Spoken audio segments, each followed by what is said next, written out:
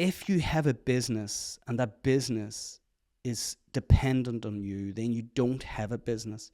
You have a job, and it's the worst job in the world because you're working for a lunatic. It's a wonderful quote from Michael Gerber from his book, The E-Myth.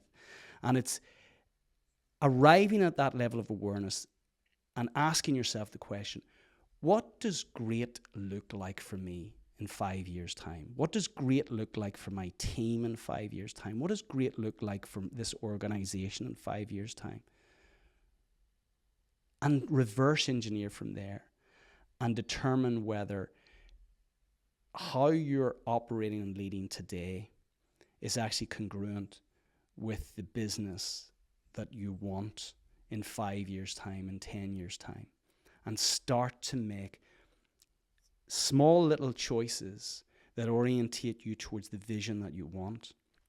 And this requires, of course, those leaders of organizations to answer the question with great clarity, what do you want?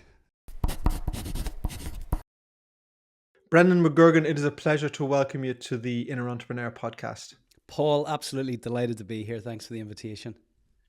Well, I'm delighted to have you. As some of our listeners will know, you're the host of the ScaleX Insider podcast. So a fellow podcaster. You're a co-founder of Simple Scaling. You run the ScaleX Summit. There's a theme developing here. You wrote the book Simple Scaling, 10 Proven Principles to 10x Your Business. So there's a theme developing here of a passion for scaling. So the kind of two questions that immediately come to my mind that I want to ask you are, firstly, when you say scaling, what do you mean? And secondly, why is Brendan so passionate about scaling? Okay, so when I say scaling, what do I mean? I have a belief and I assert that if you have a wonderful product or service, then you have an obligation, you have a responsibility to bring that to the world. You have a responsibility to ensure that as many people on this planet can avail of the value enabled by accessing your wonderful product or service. So that's my belief in the context of what scaling means. Technically, what it is, of course, is average annualized growth of 20% year on year, measured over a 3-year period on either revenue growth or employee growth. So it represents just less than a doubling of revenue or employee numbers over a 3-year period. That's the OECD definition. But ultimately, we're all about encouraging the incredible SME leaders who have these incredible products and services to bring these to the world, to bring these to a much wider audience. Sadly, less than 1% of small to medium-sized enterprises ever achieve scale. And I didn't realize that, coming to the second part of your question. Why does this matter to me? Why does this matter to us within Simple Scaling? Well, I spent, unbeknownst to myself, my entire career in scaling businesses.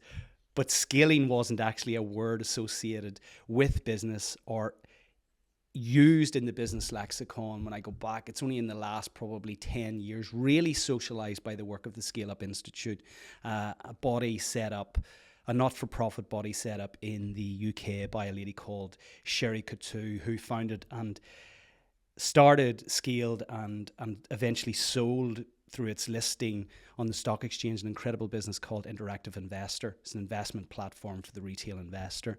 Valuation now of a couple of $1 billion, I think. And Sherry went on to found the ScaleUp Institute because of her passion around SMEs and encouraging more SMEs to scale. My background, I qualified as a chartered accountant, didn't practice for that long, and my friends will tell me now that I'm all better. I've recovered from the accountancy piece, but yeah, so I went through Coopers and Lybrand and came out of that within months of qualifying, went straight into a software business back in the late 90s, early 2000s during the dot-com boom. I went in there as Group Financial Controller, this wonderful grand title in my 20s. Group Financial Controller Impressive. for EMEA, believe it or not. I didn't even know what the acronym EMEA was. And we scaled that business from a few people to over 100 with offices in Hong Kong and Boston and London. And as a 20-something, I was having a wonderful time. And like all good booms, there came a bust. And with that, I was invited to speak to this founder of a small engineering company based in Northern Ireland here in a small place called Cookstown.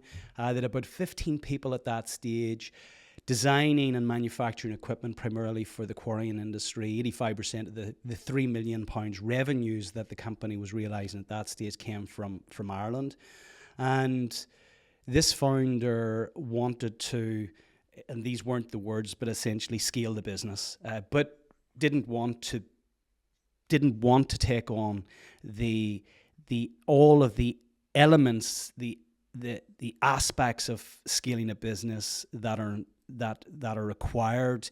He was passionate about product development, passionate about business development, but didn't want to get involved in all of the other bits in between. So I joined the business, became a shareholder of that business, became MD of the business in a number of years later, in 2007. And we scaled that from 15 people to almost 700 people. We established offices in 6 continents. We became number 1 globally for what we did, and scaled it to over 9 figures in revenue, to over £100 million in revenue, exporting to more than 100 countries. And I just thought that's what you did. So I sold my shares at an opportunity to do that back in 2019. And then, a little bit like yourself, I suspect, started to reflect on what it is that I want to do in the next chapter of my life. And through various conversations with different people, I began to go down the rabbit hole of the SME landscape. There's a wonderful ecosystem for startups. There's, the larger corporates, and certainly the big 7 get too much probably of the headlines. But the SME community are this kind of this forgotten middle that represents 99% of companies by volume out there, and more than 70% of people in the workforce work for SMEs. And what I discovered was that actually less than 1% of small to medium-sized enterprises ever achieve scale. Just to give you some stats, Paul, on the importance of why, can we just not leave these SMEs alone? Let them just be. Why do we need them to scale? And scaling with purpose is an important part of this, in terms of not just scale. Growth for growth's sake, as Edward Abbey said, is the ideology of a cancer cell. This is scaling with purpose, ultimately seeking to do something good for those people that you serve, seeking to do something good for the planet ideally, and seeking to create a culture that ultimately develops those people that join you in executing the vision that you've set. So to bring this together, there are 5.7 million small and medium-sized enterprises in the UK. We don't have these stats for Ireland. There isn't a similar body to there's Scale Ireland, but we don't have the Scale Up Institute as such a research body kind of monitoring the statistics in this. But if we take the UK as our closest example, 5.7 million small and medium-sized enterprises, they're contributing £2.3 trillion worth of revenue to the UK economy. 1.3 trillion of that is coming from a mere 28,000 SMEs, which are scale-ups. So 0.5% of the total SMEs are contributing more than 50% of the SME revenue. And what we wanted to do was actually turn the dial on that, and literally by encouraging tens, hundreds, thousands to scale, we could make an outsized impact, an outsized contribution to the communities that those SMEs operate within, to society, to economies at large. And I reflected on my time as CEO. I came from a finance background, as I mentioned at the outset. And whenever I came into the CEO role, I didn't go to CEO scaling school. I didn't go to CEO school. I didn't go to scaling school because it wasn't even a thing. And I had no handbook to scale a business. So a lot of what we were trying to do was making this up whilst speaking to people who had grown their companies significantly, reading a lot, and eventually, whenever the podcast platform and Medium came out, I became passionate about that, to listen to others who had been there and done it. So the passion around the book, which you mentioned, was the ambition to write the book that I wish I'd had back in 2007, to have this handbook for scaling. And I spent 2 years along with my co-founder Claire and co-author to discern what are the principles, the timeless principles that undergird every scaling success. So I had a strong sense of, from my own experience, of what they were, but wanted to validate my experience with others who had been there and done it. And we spoke to leaders like Mark Logan in Skyscanner, for example, who led that scale up. Leaders within Gymshark, which are leaders, which your listeners will know of, the athletic wear brand. Locally, Brendan Mooney, who scaled a business to, at its height, was worth a couple of $1 billion almost. So we created what we call our ScaleX 10 principle framework, and now coach the principles of scaling within our 12-month ScaleX Accelerator program. And post the program, then we have our graduates move into what we call our ScaleX Club. This is all aligned to our vision to inspire, connect, and enable millions of ambitious leaders of small and medium-sized enterprises to scale with purpose, anchored in our own purpose, to free leaders from business limiting fears, to help them find the power of their own voice. Wow. So there's so much in there. A few things jump out at me.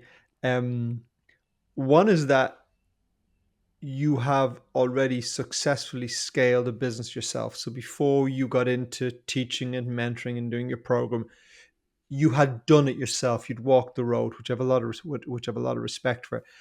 But what you said, something to the effect that you didn't know what scaling was. Nobody told you what scaling was. You didn't have the benefit of the book that you have written.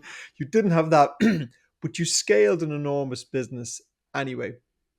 And I've been in business for 40 years, so I have a lot of respect for that, because I know how difficult it is to scale a business, and I haven't achieved that level of scaling. So I'm wondering, to what degree is that in your nature to build something like that? And to what degree, in a lot of the SME owners, leaders you speak to, is it not in their nature? I mean, do you just have that innate? I'm not doubting the skill set. I'm just saying, to some degree, were you born with that innate ability, that the guy who maybe gets his business to, I don't know what the average business you work with is, to $1 million or $2 million or something, just doesn't have that drive or ability? So is there some degree of innate talent or aptitude that's needed? I would like to say yes, I'm quite exceptional, but no, I'm not, and I believe that. Well, no, you are exceptional, because what you did was exceptional. What we did as a leadership team was exceptional. What was exceptional was that I arrived into this business at a time where the founder was someone who was passionate about growth. The other shareholder, Enda, a wonderful guy, still very friendly, and we're still involved in a number of businesses, who led the business development at that point. He was also passionate about growth. I was passionate about growth. Scaling wasn't a word at that stage. We didn't talk about scaling. We talked about growing this business. But you all wanted to grow this business. We all wanted to. That was the common anchor here. We wanted to grow this business. And then it was kind of, okay, well, we all want to grow it. So what does growth look like for you, Tony? And what does growth look like for you? Here's what growth looks like for me. So this was the beginnings of crafting a vision for the business. So within months of me coming to the CEO role, what I wanted to do was align us behind a common vision. And up until that point, we didn't have a vision.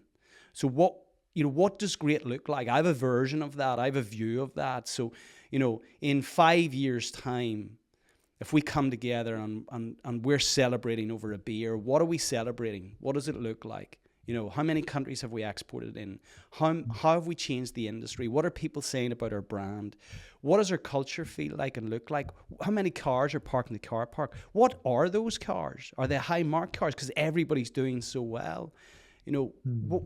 What does our office building look like? What does this look like? And as I'm saying this now, it puts the hairs in the back of my neck, because by the time we had finished, by the time I'd left, arriving initially into this small office in Ballyrea Industrial Estate in a business park, when I retired from the business, we had 40,000 square feet of world-class offices that would not look out of place in Silicon Valley. Just the offices. What we wanted to do was create a world-class campus dedicated to wet processing solutions. We had just acquired the Caterpillar factory, which was 300,000 square feet, which was 10 times bigger than 15 times bigger than the very first factory we ever built, which was back in 2007, 20,000 square foot. We had offices across the 6 continents. And this all came from this collective will, this collective desire to grow and challenge ourselves, challenge the industry, align behind this vision, create an incredible culture where people would come from all over the world to actually work here in Cookstown. And we achieved that. And I have to say, I'm really fortunate to have arrived at a point in my career where I happened upon a number of people who were similarly desirous of growing themselves, growing the team, and ultimately growing the organization to challenge an industry. I certainly can hear the passion in your voice for it still, which is great, because I suppose now what you're doing is passing that passion on to others. So as I understand it, your target audience, so the people you're speaking to, are SME business owners. The typical business, what does the typical SME client of yours look like? How small are they? I mean, at what point in time is someone the perfect fit to come onto your program? So the entry level, where we pick them up, is a minimum revenue of £750,000, Okay. about €1 million, let's call it. Okay. And we have an online platform called ScaleX Elevate to allow them to access a self-paced learning journey, a community of like-minded people, and support them in their scaling journey. For those who come into our in-person 12-month accelerator, which is much more intensive, they will be typically realizing £2 million, right up to 50, 60, 70 million pounds. We've one company this year at £100 million revenues, a more traditional industry, and everything in between. But the threshold is typically to come into our in-person 12-month program is £2 million.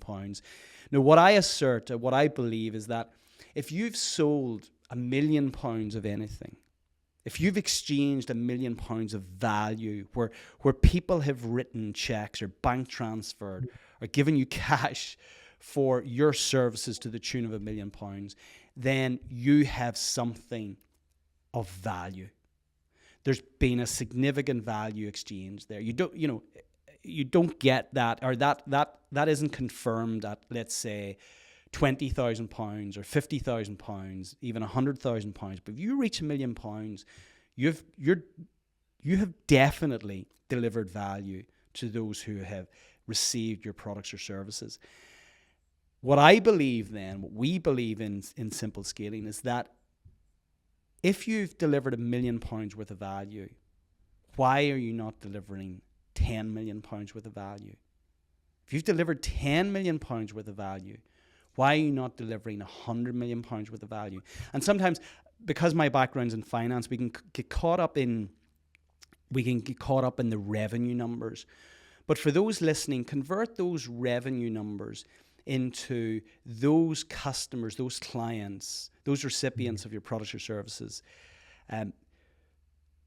The impact, the number of people you're impacting, the revenue is just a byproduct of the value exchange. The more value you put out in the world, the more people you impact, and ultimately the revenue that you earn is an echo of that value. Sometimes we get caught up in the P&L and the numbers, but that's just a byproduct. And that's me saying that as a background as a chartered accountant. But when you focus on impact, and this is what we want to do, ultimately, if you have leaders who have a desire to scale with purpose, to scale consciously, to examine themselves, their leadership style, the environment that they're creating, the context of the culture, the products or services that they're creating, the benefit and value that they're bringing, then ultimately, I have 3 kids. I want my kids who are 21, 19, and 16, if they're going into the workplace, to join environments like that. Environments where there's a desire at the top to scale with purpose, so the leader is challenging themselves. They're positively challenging their teams to grow, and ultimately the organization grows as a result. And the outcome of all of that is more people are positively impacted because you're putting your product or service in more people's hands. So does that answer the question, Paul? I think it does. I'm looking back over my decades in business, and maybe scaling. Again, also didn't know the word scaling, but maybe that level of growth would have excited me more 15 years ago. Maybe now it doesn't buzz me quite as much. But what strikes me is that, so I remember the early years of business, and starting from a very, very small business and trying to grow it into a more substantial business. I remember initially trying to reach that 1 million, revenue mark, and it's extremely difficult to do. We spoke earlier about the entrepreneurs organization, which I'm involved in, and the entry point into that is €1 million. And mostly, as I'm speaking to people within know, we think that's probably too low. Maybe it should be 4 or 5 million or whatever. But the reality is, for SMEs, people who start a business now, to even get to that point where they go over €1 million is enormously challenging. So if I go back 20 years ago, when I was really trying to figure this out, what I found was that the information that was available, you couldn't as easily go to a podcast or YouTube and learn it now. You had to, go on courses. But what I found was most of the educational was focused on corporates. So the people teaching it came from a big corporate background. The language they used it was corporate background, and it just didn't relate to me, who at the time employed 5 people. It just how they spoke. And when and then when you interact with those people, many people come in as consultants to the business, they just didn't speak the SME language. And my experience has been over the decades that unless someone has been in an SME, they don't entirely understand it. So if you've walked in, taken a job in Microsoft or something, you may be phenomenally talented, but you do not know what it's like to have the dirt under your fingernails and to worry, will you meet payroll? So you've only got 10 member staff and one person's left. So what appeals to me very much about this is that you're speaking to that huge SME audience. And I don't think maybe more so now, but my personal experience of it was there just wasn't I would have loved this 20 years ago. Absolutely loved it. I would love to speak to someone who had scaled a business, not just written a book about it because they'd learned it in Harvard, but who'd actually done it. And I would have loved to speak to someone who understood the SME language. So that's a unique thing you're doing. And I think it's enormously valuable. That's my impression. I think it sounds like it's enormously valuable to SME owners? And I say that as a business owner, not as a podcaster, but it sounds like it's hugely valuable. Difficult for me to be objective, but I completely agree. And it's really important for me in what we're promoting that I actually can eyeball anyone that comes into our community and say, I know what it's like at £1 million. Yeah. I know what it's like at 3 million. I know what it's like at 10 million. I know what it's like at 20. I know what it's like at 30. I know what it's like at 50. I know what it's like at 70. I've stood in your shoes at all of these stages. I know exactly what it is. I recall times whenever I would pay 10% of the PAYE because we knew at that stage it wouldn't trigger a call from HMRC, but we needed to only pay 10% in order to actually meet the net wage roll that month, and then, try and kind of be innovative with when we would pay the VAT in order to ensure that critical supplier was paid to get that project going out in order to accelerate when we get the money back in. And, it's that's lived experience. So I can relate to you and resonate with everything that you're saying, Paul. I struggled even whenever, so I used to subscribe then to the Harvard Business Review. I thought, right, here we go. Like this is top stuff. This is the stuff from, from the professors with the latest thinking. But even the way these things were written, it wasn't relevant for the SME. We don't talk, for example, about mission, because I always found that vision and purpose and mission got all mixed up. For us, the second principle of scaling is purpose and vision. Where are you going? Why do you want to go there? Just keep it really simple. I struggle with the kind of the corporate language, which is imbued with language from the military. The word strategy, for example, is a military term. The word mission is a military term. Firing people is a military term. Target came from the military. The word company, which was bastardized by the military, is a Latin. Is the etymology of that is two words. One is come, which means together with, and panis, which is breaking bread. So the essence of a company, actually, the word company is breaking bread together. We're going to come together as peers to do something that we know independently, individually, we couldn't achieve, but collectively we can. And that is really important. The 10 principles, the language that we've used is really important to me. We start off with psyche. It's purpose and vision, people, planning, process, performance, proposition, place, partnership, and positive growth culture. Everybody understands that. That this is language that you don't have to go to Harvard to understand. And it's these principles are relevant regardless of whether you're at 1 million, 10 million, 50 million. And yes, I'm passionate about the fact that from an authentic perspective, we have stood in the shoes of everyone who comes into our community. I think that's really important. One of the things I didn't have the benefit in my younger days of studying with people who'd already grown SMEs. So it was a little bit like, and maybe it was for you as well, go figure it out for yourself. And there's a couple of things I didn't figure out in the early days. One is I didn't figure out the people and culture piece. I didn't figure that out because I'd started in business 40 years ago. So I'd grown up in an environment where culture was do what the fuck I tell you to do. That and do it effing now. That was the culture. And if it's not done, I will shout at you. I will scream at you. I will threaten you. That was I'm a bit older than you, but that was so it took me no I hated it. I was very, very uncomfortable. I was very uncomfortable because I don't like that.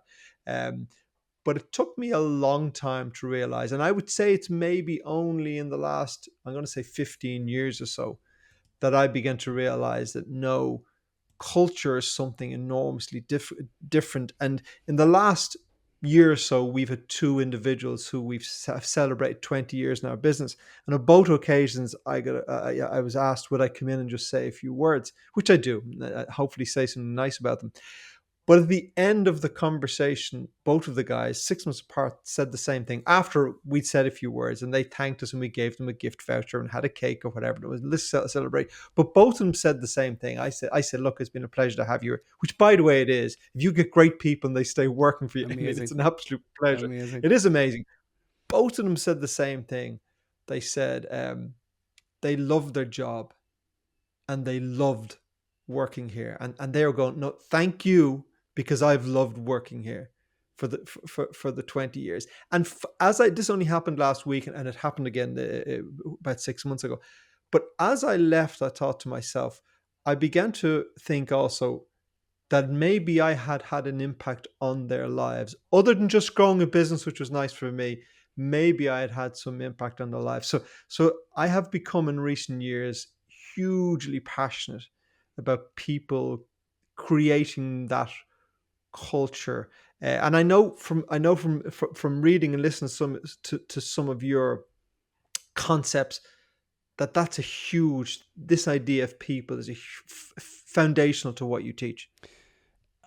I lean on a Zig Ziglar quote a lot. You don't build a business, you build people, and people build the business. Now, like you, not as explicit in terms of my belief about the relationship, but it's fair to say in the early stages, I would have believed, again, without having the language, that this was a transactional relationship. You're coming in, we're going to create a nice environment.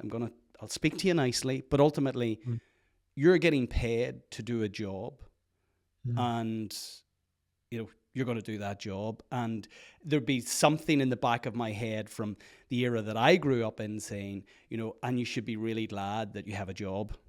That would never have been voiced, but ultimately this is the paradigm in which we grew up in. You got a job, you were, certainly in my father's era, you get a job. It's hopefully a job for life, and you'd be damn glad that you've got that job, and you're willing to take kind of any.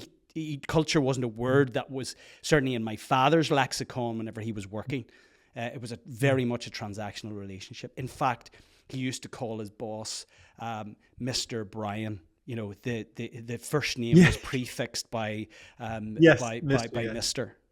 And that was the informal allowance there. The Mr. Brian's father was Mr. and the surname. I'll not reveal who the company was, but.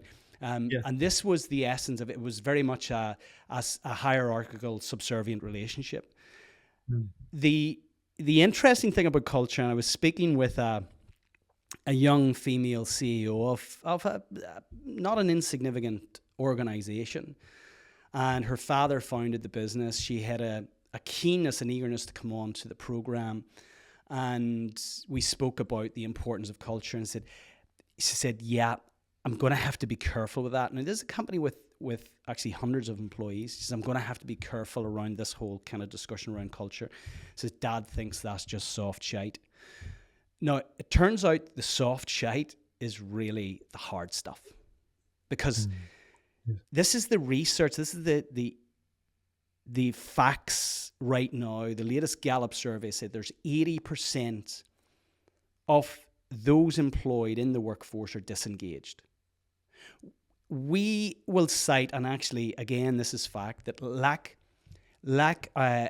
access to talent is one of the greatest impediments as to why companies cite that they can't achieve scale. But yet, I was born in 1975. There's 4 billion people on the planet then. 50 years later, there are more than 8 billion people on the planet. We don't have a people issue. What we have is an inspiring leadership issue, where the talent that's there, and there's, talent has never been as accessible. We can now engage talent right across the globe. The wonderful kind of benefit of COVID is the fact that we use now video conferencing. It's just ubiquitous. So it's collapsed borders. We can access talent globally. So we don't have a talent issue, an access to talent issue. What we have is a leadership issue that doesn't recognize the importance of actually building a positive growth culture. And again, I love this quote: the environment is the invisible hand which shapes human behavior. People aren't logical. So whilst the terms and conditions of the contract might say you will work 40 hours a week, you will give me your head, your hands, and your heart for that 40 hours. That's logical, but we're not logical beings. We're biological. We're emotional. So if I don't feel like there's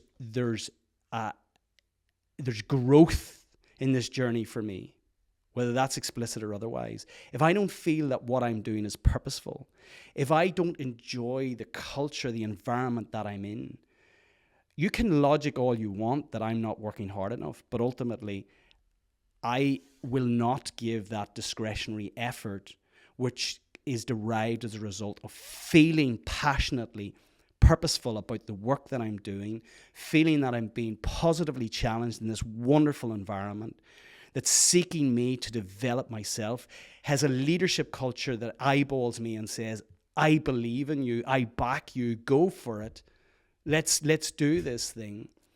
Then ultimately what you end up with is disengaged people. And when we come to scaling with purpose, people listening to this today, if you are employing people, those people are spending the vast majority of their lives exposed to your leadership. Now, the way you show up is ultimately going to impact how they show up, not only in the workplace, but when they go home and interact with their children, when they go home and interact with their partners, when they interact with their friends. How you have interacted with them ripples out. And if they're positively engaged in this incredible, in wonderfully challenging, enriching work that's aligned, and they have a line of sight towards something greater by virtue of an organizational vision, anchored and rooted and bathed in a purpose, then they are going to show up differently to their friends, to their family, to their communities. And we have a responsibility. Leadership is an absolute privilege. We have a responsibility to these people that decide to give up the most precious currency that they have, which is the time that they have on this planet. And they've decided that they're actually going to support you in alignment of you doing something greater. And I feel that is a huge responsibility, and not something that is captured in terms and conditions by virtue of a job spec. And this is why we talk about scaling from the inside out. I used to look at people and want them to change, but I didn't examine myself in terms of what do I need to change in order to enact a change in these people. We're very quick as leaders and as bosses to want others to change. But how often do we have a conversation? How aware are we in the context of the changes that we need to enact ourselves? And this is why psyche is the very, very first principle of scaling. That ultimately you will only scale to the size of your own limiting beliefs. Whether that is fear of failure, fear of judgment, fear of letting go. And I want to come back to something you said earlier, Paul, that you had this ambition level that is vibrant and is very visceral in our 20s and 30s.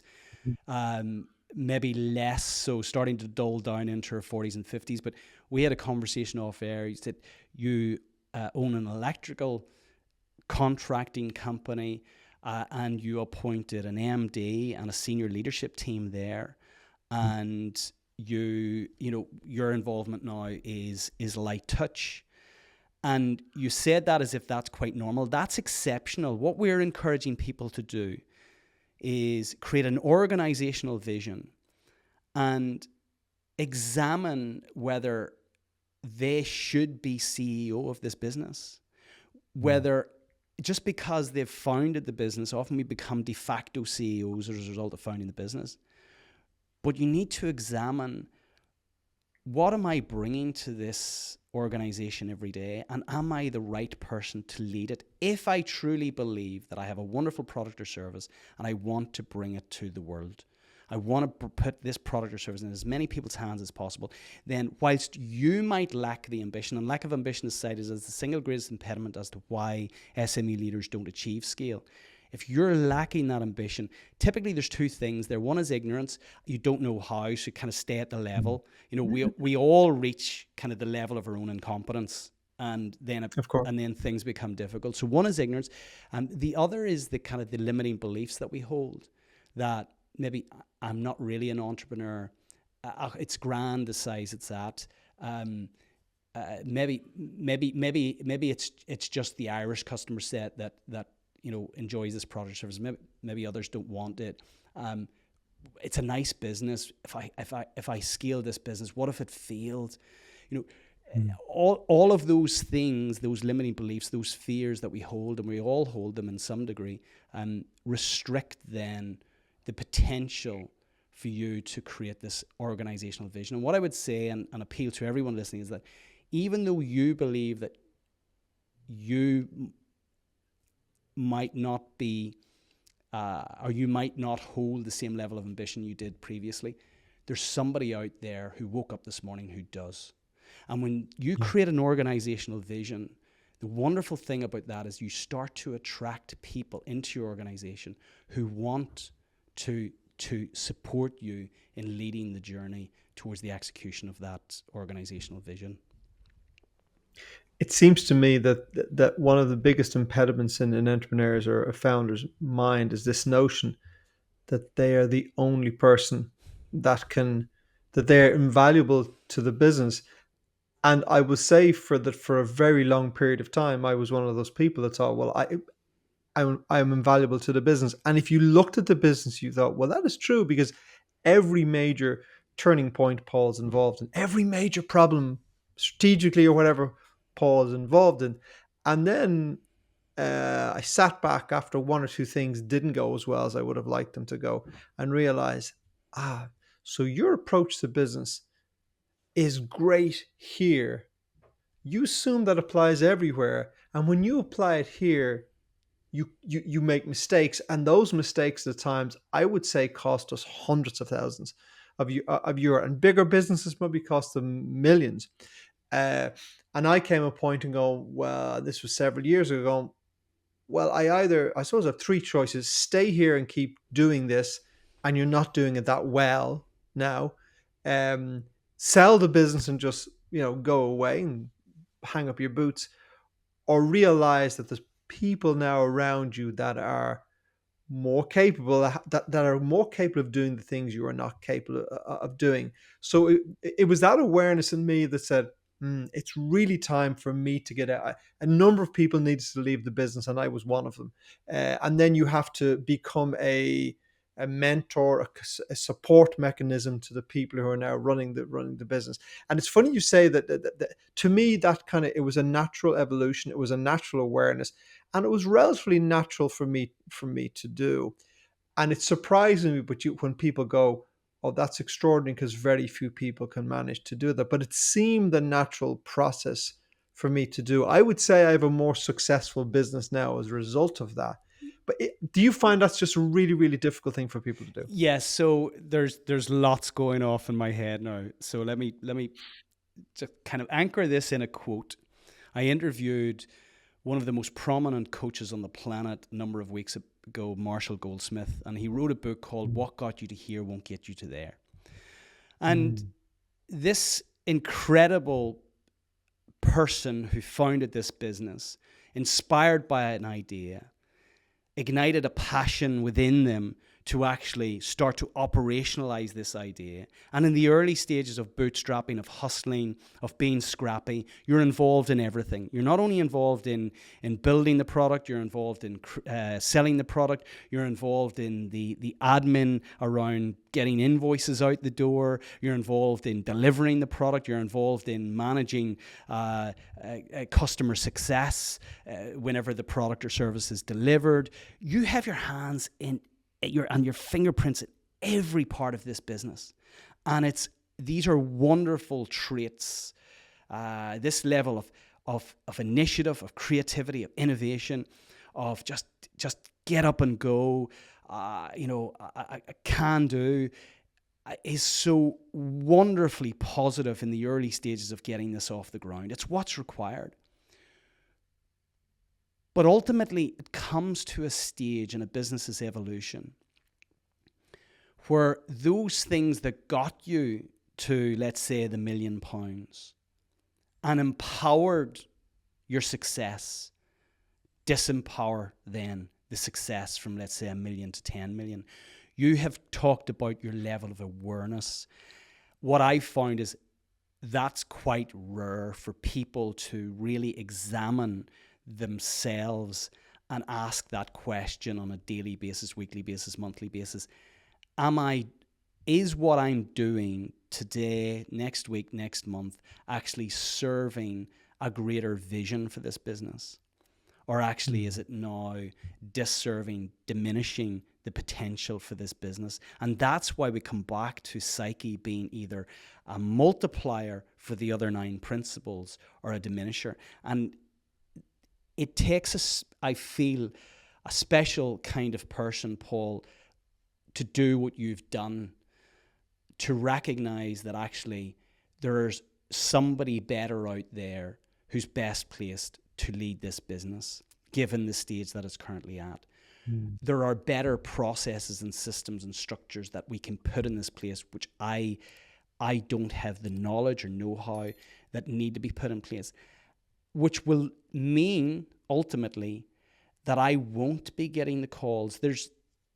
That I won't be getting the emails. And there's this kind of, this paradox where we all have this aspiration to grow as company leaders.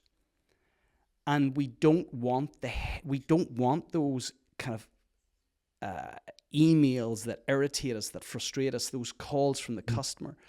But in some strange way, they play to our ego. Whenever I can go away with my friends and kind of show, my friends that I'm taking lots of calls here, I'm really busy, look at how important I am. There's some level of ego stroking in all of that when you're the busiest person in your friendship group, when you're the busiest person at home, when the reality is, if you have a business and that business is dependent on you, then you don't have a business. You have a job, and it's the worst job in the world because you're working for a lunatic. It's a wonderful quote from Michael Gerber from his book, The E-Myth. And it's arriving at that level of awareness and asking yourself the question, what does great look like for me in 5 years' time? What does great look like for my team in 5 years' time? What does great look like for this organization in 5 years' time?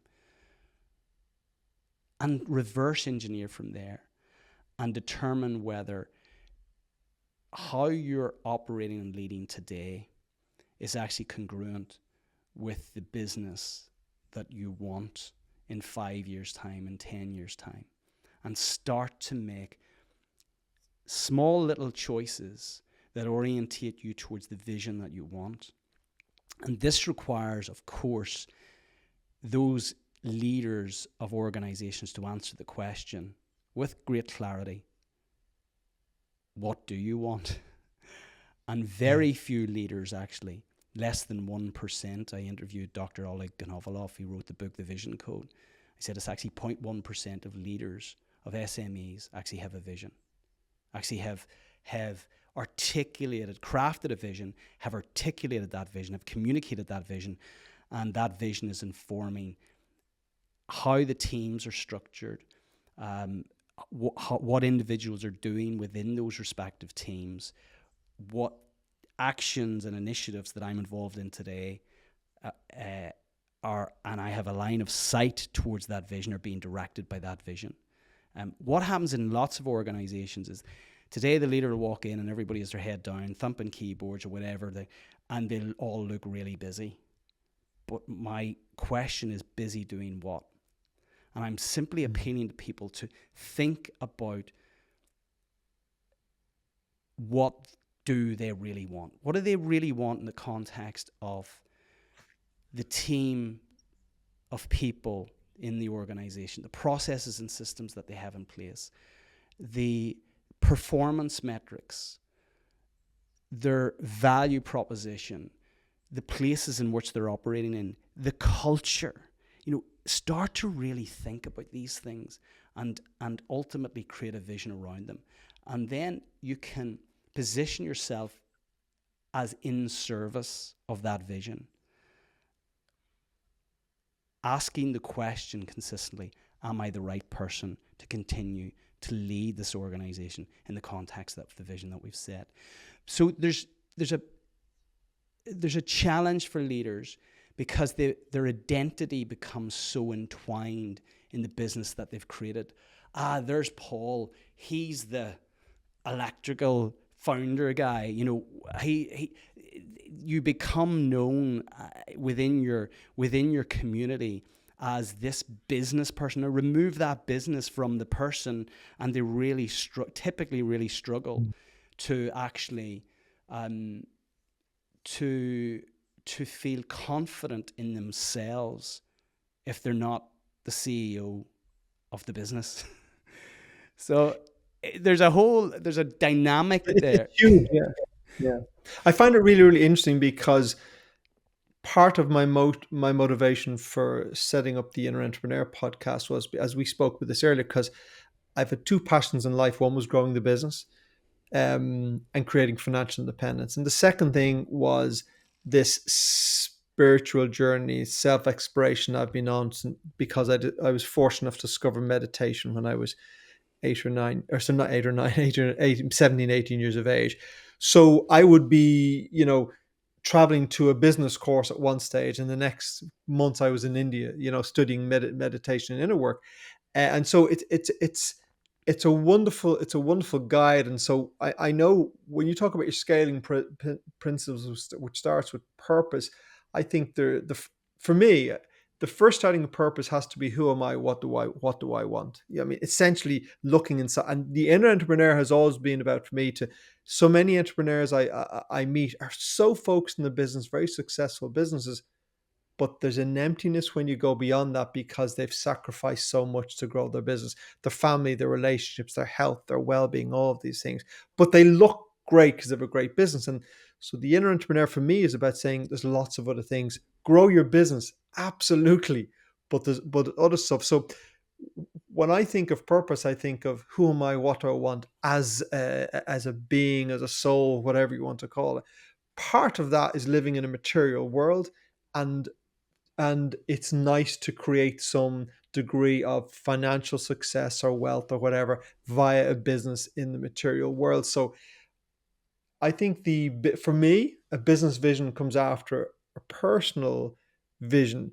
Do you consider it that way, or do you get to that level of depth where you're asking people, well, what's your purpose for being in business? Because when you understand that, now we can funnel that into, what's the purpose of what are you doing as a business? 100%. And the first principle is psyche. It's the mindset of the leader. It's the mental lens by which they see the world, interact with the world, interpret the world. So this is the leader's psyche. The leader's psyche. And the second principle is purpose and vision.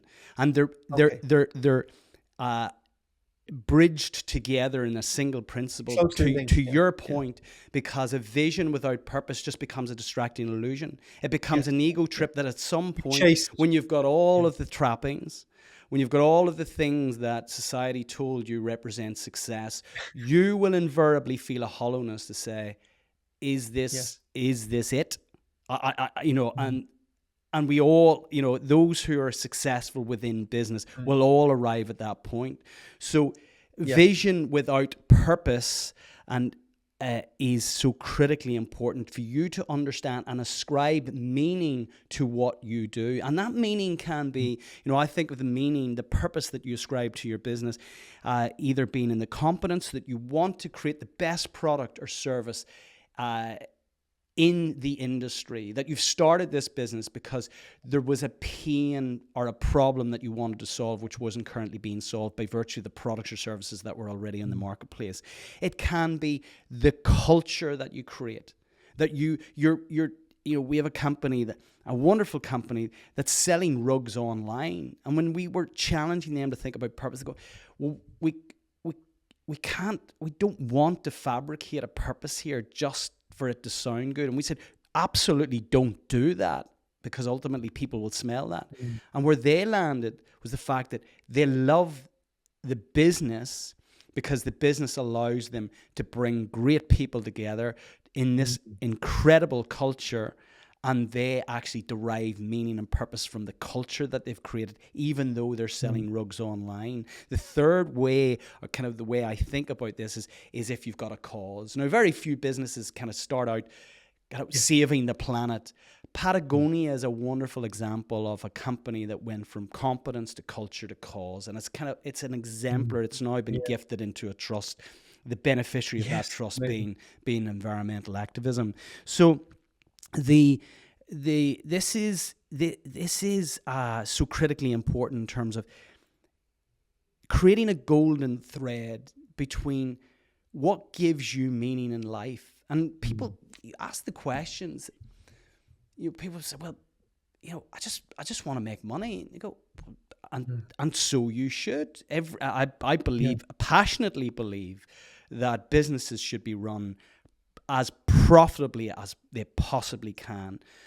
So make absolutely no excuse for being financially enriched as a result of creating value for others on the planet. So, but if they say, well, I just want to make money, well, why? Well, I want to have things. Well, why? Well, I didn't have things when I was younger. Why? Well, my father left whenever I was 4, and I was brought up by a single mother. We didn't get the things that all my friends wanted. I go, right, okay. And is business a conduit for you to get those things? Yeah, it absolutely is. And would you like others in your environment, in your company, not to experience what you experienced for their children? Absolutely. Well, then you can be selling widgets, but now the reason why you're doing what you're doing is not only to enrich yourself financially, to have the things that you never had as a kid, given the background that you grew up in, but you're going to make damn sure that you're going to create a culture and environment where everyone else is enriched as a result of what you're doing. Now you've found meaning. Now you've got a purpose. You've got something to build on. You've got something to build on. Now we can build a vision around this, that we can create the best culture in this industry. And I want people, when they drive into the car park, I want it to be rammed with BMWs, with Mercedes, with Audis, I want to see the people in this organization. I want to hear them talking about the houses that they're building, the holidays that they're going on as a result of what we're doing to ultimately create value for our customers and clients. So you want them to thrive. You want them to thrive, but we can. It's a little bit like that old kind of fable story of Sir Christopher Wren whenever they were building St. Paul's Cathedral, and he was walking along outside the perimeter where there were 3 stonemasons that were all building a wall. And he walked up to the first stonemason and said, "How are you? And what are you doing?" He says, "Well, can you not see? I'm cracking stones here with this hammer." And he says, "It's bloody horrible work. My hands are sore. I hate it. I can't wait to get something else." "Oh, right, okay." It was the next one. "Tell me a little bit about your work. How are you getting on?" "Well, look, I'm building a wall here. It provides me with an income. I can support my family, and I'm going to do this for the next 30 years and then retire and enjoy myself." And he comes to the third person, said, "I'm doing exactly the same work. Tell me a little bit about your work." He said, "Oh my God." He said, "What I am doing every day is playing my part in building this magnificent cathedral, which ultimately will exist way beyond me for generations to come, and I will have played some little part in that. 3 doing exactly the same, but they've just found the third person, the third stonemason, has found meaning in what they're doing. And we can all find meaning in what we're doing, regardless of what it is. It seems like that is the absolute greatest example of scaling with purpose. Brendan, it's been a pleasure talking to you. And as I'm listening to you, funnily enough, because I'm going to wrap up now. I'm conscious of your time. I'm asking myself what was my purpose, and I realized that my purpose was to create a great environment for people to work in. And the why is because many years ago, when I was in the business first, it was a horrible, unsafe place for people to work in. And that was miserable for me, very stressful for me. And so my goal became, I don't want other people to experience that. So I want to create an environment where people come in where they feel safe, liked, respected. And of course, we said this very early in the conversation. It sounds like you're creating something soft, and you go, turns out you're creating a phenomenal group of people who want to come in, do well for themselves, grow your business, and do all those wonderful things. Brendan, I think you're doing great work. I really wish you had been doing this when I was searching for this 20 years ago. Where were you? You were still in school, so don't answer that question. You were still, but anyway. So as we wrap up, no, I will put all links in the show notes so people can find you. But just where can people find you? Sure, if you want to reach out, I'm active on LinkedIn. You'll find me there, Brendan McGurgan. And then, of course, if you want to find out more about what we're doing, I would encourage you to go onto the website, simplescaling.com. You'll find out more about our podcast, the book. I mean, ultimately, what we're trying to do here, part of our vision is to create an ecosystem of support to address the challenges of actually scaling SMEs. 2 of those challenges, one I already referenced, is access to talent, and we have our own talent solutions service to prioritize the needs of those who come into our community with the talent that they need to enable them to scale. And the other is access to finance. And we've actually just in the last number of weeks announced the closure of our very first investment fund to invest in those companies who require growth capital to enable their journey to scale with purpose. The podcast for me, like you, Paul, is a huge passion project. I just could not believe when I heard podcasts for the first time, that people were giving their time. People that you would never ordinarily have access to were giving up their time to share their journey and to provide you with ways of mitigating the challenges, to exploit the opportunities. And I just thought it was fascinating. I'd never set out to be a podcast host, but really our ScaleX Insider is aligned to our overall vision, and it's a free resource. I get the opportunity to speak with incredible people, authorities on all things scaling from across the globe, and share that then to a global audience. So thank you. You're speaking to a regular listener of your podcast. Oh, thank you. And I will confirm you get some. I do experience some guest envy at times. So I would encourage people. Certainly, I think most people listening to this podcast, they're going to find a lot there if they switch over to. So I would highly recommend people check out the ScaleX Insider podcast, and they'll get a real insight to the passion you have and the work you do. But podcasting is my passion also, and I love to do this. I hope people get a lot of value for it, but I've certainly got a whole lot of value from this hour of your time. So Brendan, thank you. It's been an absolute pleasure. Oh, right back at you, Paul. Really appreciate it. Love what you do. Love the manner in which you do it, and the purpose in which it's anchored in. So I wish you continued success with everything you're doing. Thank you. Thank you very much.